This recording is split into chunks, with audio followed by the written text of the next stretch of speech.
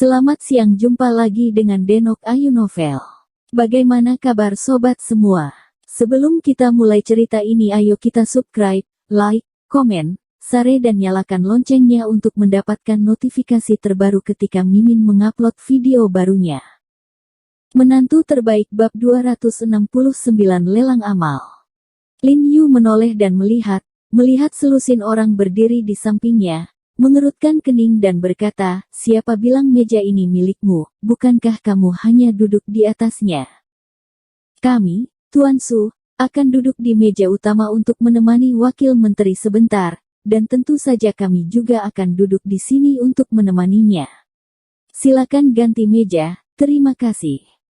Pria terkemuka dengan dahi lebar berkata dengan dingin, sedikit sombong dalam nadanya. Tuan Su, apakah Anda dari kelompok Li? Tang Hao bertanya dengan heran. Lumayan. Pria dengan dahi lebar mengangguk, wajahnya penuh keunggulan. Lupakan, Tuan He, mari beri mereka tempat duduk. Tang Hao berbisik kepada Lin Yu, mereka benar. Karena perusahaan mereka menemani wakil menteri, mereka harus duduk di sini. Faktanya, dia mengatakan ini karena dia takut menyinggung Li Group. Dengan kekuatan perusahaan mereka saat ini, mereka menantang Li Group dan tidak punya tempat untuk bergantung pada kerikil di atas batu. Jadi wajar saja dia bisa menanggungnya. Lagi pula, mengubah meja bukanlah masalah besar. Lin Yu mengerutkan kening dan tidak berbicara, merasa sangat kesal. Tuan He, tolong. Tang Hao memohon dengan wajah, situasi keseluruhan adalah penting.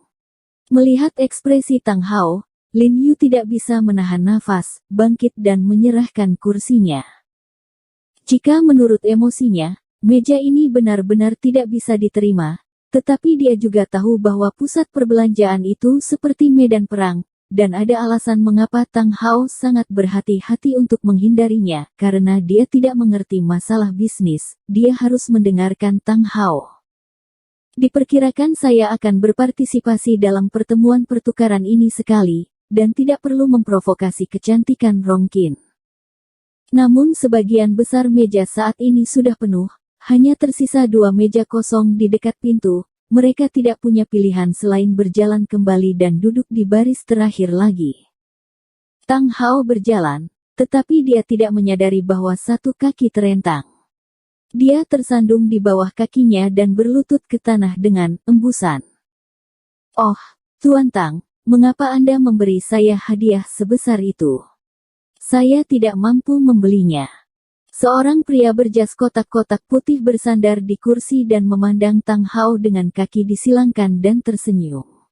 Matanya penuh dengan godaan, apakah Anda Rongkin Mei yang suka berlutut di setiap kesempatan?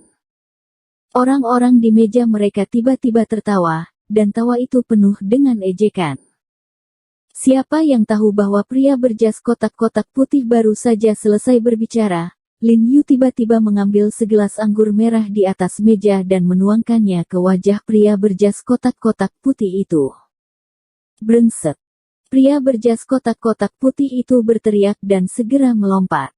Anggur merah di kepala, wajah dan tubuhnya menetes-netes. Dia dengan cepat menyeka anggur merah di wajahnya, menunjuk ke Lin Yu dan berkata dengan marah, kamu anak sialan sedang mencari kematian. Beberapa rekan pria di mejanya juga terengah-engah dan berdiri, menatap Lin Yu dengan marah. Kamu tidak bisa mengendalikan kakimu, dan aku tidak bisa mengendalikan tanganku. Itu rata. Lin Yu tersenyum tipis, dan menarik Tang Hao dan berjalan kembali. Dia bisa melihat dengan jelas sekarang, bahwa Tang Hao yang tersandung kekacauan. Persetan, kau ingin pergi setelah memukul seseorang. Pria dengan setelan kotak-kotak putih menyambar botol anggur dan ingin melakukannya. Apa yang sedang kamu lakukan? Pada saat ini, seorang anggota staf Kementerian Perdagangan berteriak ke sisi ini, saya ingin berperang dan pergi berperang. Tidakkah Anda tahu bahwa wakil menteri akan berada di sini sebentar lagi? Anak kecil, ini lebih murah untukmu, tunggu aku. Pria berjas kotak-kotak putih itu menunjuk ke arah Lin Yu dengan getir, lalu berbalik dan pergi ke kamar mandi. Tuan He, kamu sangat tampan.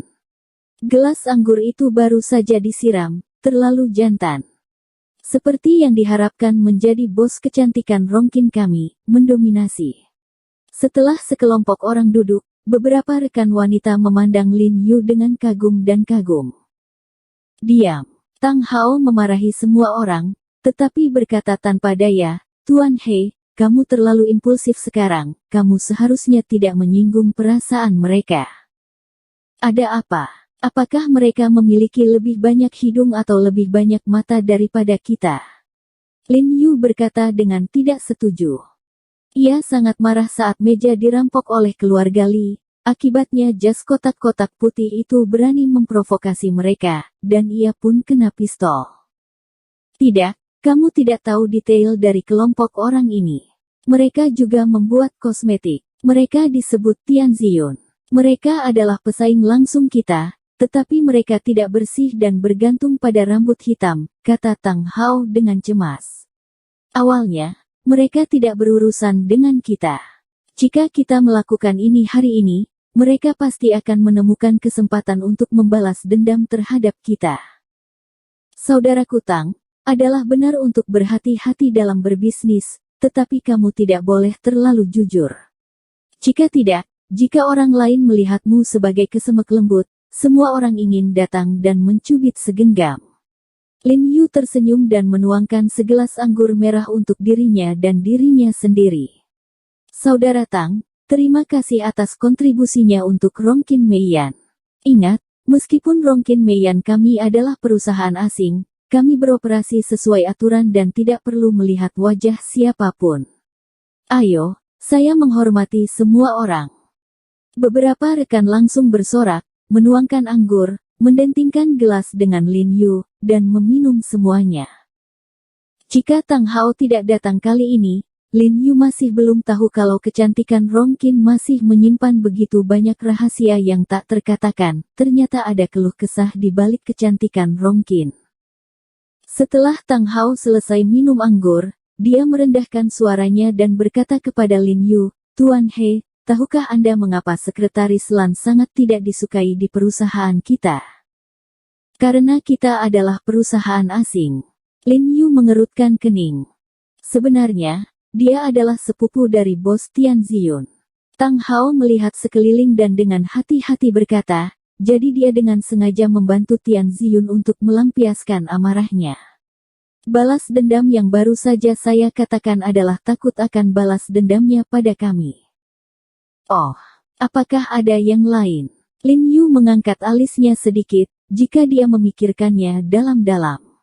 Tang Hao menghela nafas dan tidak mengatakan apa-apa lagi.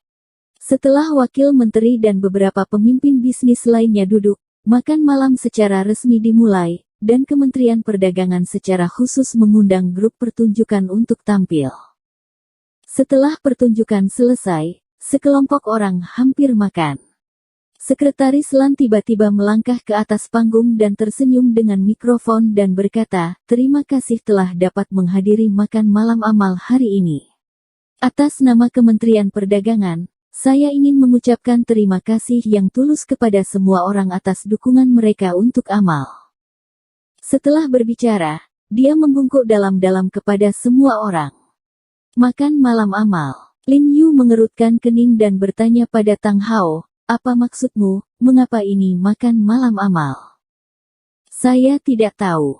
Tang Hao juga bingung, saya hanya tahu bahwa saya akan datang untuk makan malam setelah pertemuan pertukaran, tetapi tidak ada yang memberitahu saya apa yang harus saya lakukan.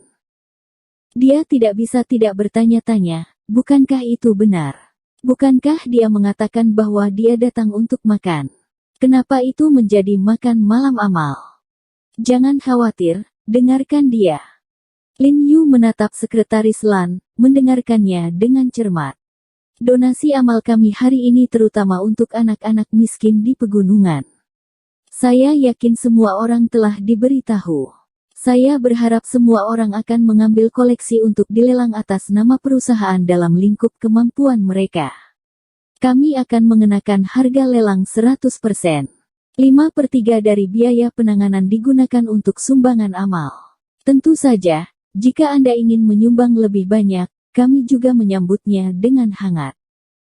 Sekretaris Lan berkata sambil tersenyum, selanjutnya, silakan kirim koleksi tersebut ke staf kami dari perusahaan yang membawa koleksi tersebut. Setelah selesai berbicara, Lin Yu mengerti, ternyata pihak perusahaan meminta kepada perusahaan untuk mengambil koleksi barang antiknya untuk dilelang, kemudian menagih 5% dari biaya penanganan untuk amal. Saya harus mengatakan bahwa kegiatan ini memang sangat bagus. Saudara Tang, apakah kamu membawa koleksi? Lin Yu bertanya dengan suara rendah. Tidak, tidak. Tang Hao mengerutkan kening dan berkata, saya tidak pernah menerima pemberitahuan ini sama sekali. Tidak apa-apa, toh tidak wajib. Jika tidak berhasil, lain kali saja. Lin Yu tersenyum dan menepuk pundaknya, mengisyaratkan dia untuk tidak gugup, mengira dia telah lupa. Halo Pak, apakah perusahaan Anda membawa koleksi? Seorang pria berseragam gelap memegang toban yang memegang kain merah di tangannya dan berkata dengan hormat. Maaf, kami tidak melakukannya. Tang Hao menggaruk kepalanya, sedikit malu. Oke, tidak masalah. Pria itu tersenyum, lalu berbalik dan berjalan ke meja berikutnya.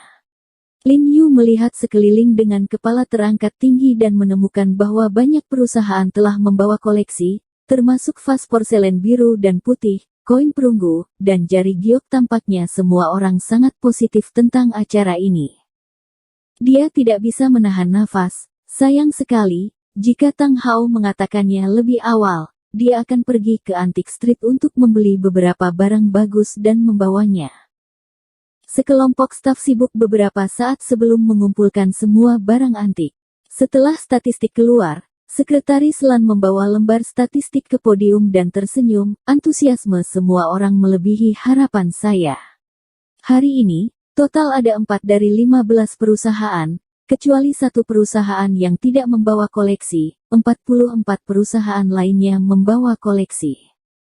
Begitu suaranya turun, perusahaan di bawah menjadi gempar. Perusahaan mana yang tidak membawanya? Ini terlalu tidak sayang, kan? Agak memalukan. Mereka yang duduk di perusahaan semuanya adalah perusahaan yang baik. Apakah mereka kekurangan uang? Mereka tidak memungut biaya banyak, selama biaya penanganan 5% lebih rendah dari biaya perusahaan lelang. Ya, itu benar-benar memalukan. Sekretaris Lan, katakanlah, perusahaan mana itu? Orang-orang yang duduk di sana langsung mengutuk dengan geram, demi menunjukkan kasih sayang dan rasa kasih sayang, seolah-olah mereka telah melupakan makna asli dari sedekah. Padahal, meski mereka bilang begitu, kebanyakan dari mereka hanya sombong untuk menyenangkan Kementerian Perdagangan. Ini sukarela. Bagaimanapun, ini diatur oleh Kementerian Perdagangan. Siapa yang berani tidak berpartisipasi? Tanpa diduga, ada perusahaan bodoh yang tidak berani berpartisipasi. Sepertinya perusahaan kita sendiri tidak ikut, kata Tang Hao, wajahnya memerah karena malu. Lin Yu cemberut tidak berbicara, dan melirik Sekretaris Lan di atas panggung. Tampaknya hal-hal tampak aneh. Sepertinya Tang Hao tidak mengetahuinya.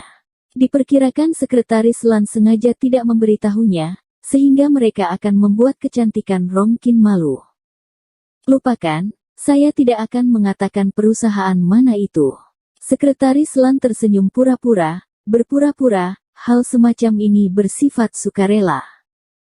Tidak, kamu harus bilang. Pada saat ini, setelan kotak-kotak putih yang disiramkan Lin Yu dengan anggur tiba-tiba berdiri dan berkata dengan keras, ini kehilangan wajah perusahaan modal kita, kan? Benar. Semua orang langsung setuju. Bicaralah, mari kita tahan bersama. Ya, bicaralah. Katakan. Melihat semua orang bersemangat, Sekretaris Lan menarik rambut dari telinganya dan mengarahkan pandangannya ke wajah cantik Rongkin, berpura-pura tidak berdaya dan berkata, kalau begitu aku hanya bisa berkata, itu adalah wajah cantik Rongkin.